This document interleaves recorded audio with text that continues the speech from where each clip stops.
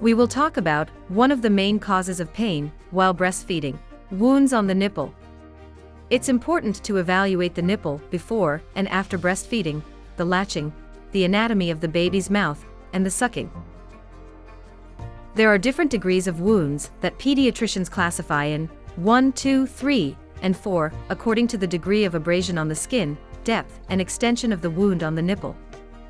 If we don't look for the cause of the wound to identify its correct treatment, or referral to the pertinent specialist, we can help its cicatrization, but we would not fix the underlying issue, and it's probable that it will happen again.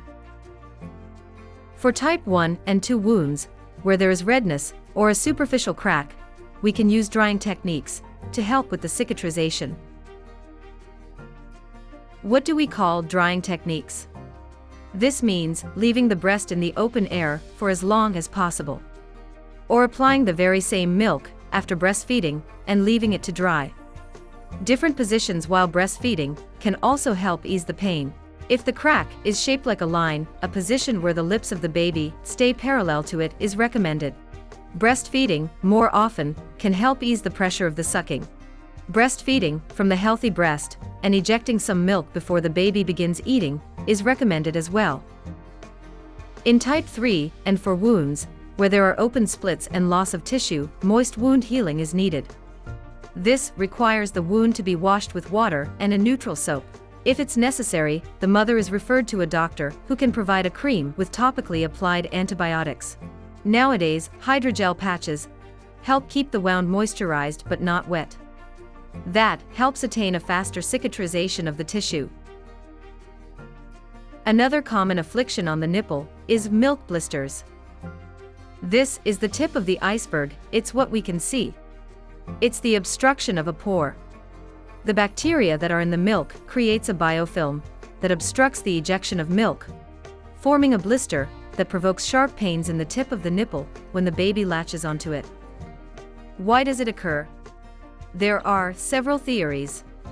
It can be a bad latching, a bite, an abrupt compression of the nipple, a too tight bra, a reduction in the frequency and duration of breastfeeding.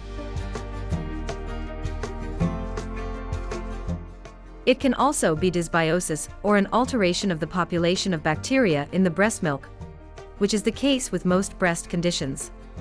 How can we treat it? If besides the blister, we notice some hardness anywhere in the breast, we can gently massage and direct it towards the nipple. Breastfeeding more often and directing the baby's chin towards the obstruction helps to drain the zone. After this, we can extract it manually with the fingers. After latching the baby to the breast, the blister will be more visible. Then, we can try to remove it with a sterile gauze, dampened with warm water.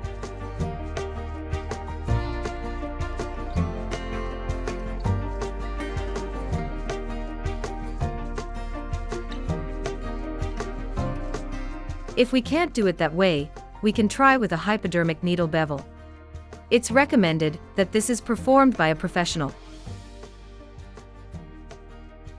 Anyway, the best solution to these problems is the correct sucking of the baby, as well as a varied and healthy nutrition, avoiding processed foods. This always helps prevent any condition. As always, being informed is very important. Same as consulting with a pediatrician or specialist. Every woman and every nursing are different.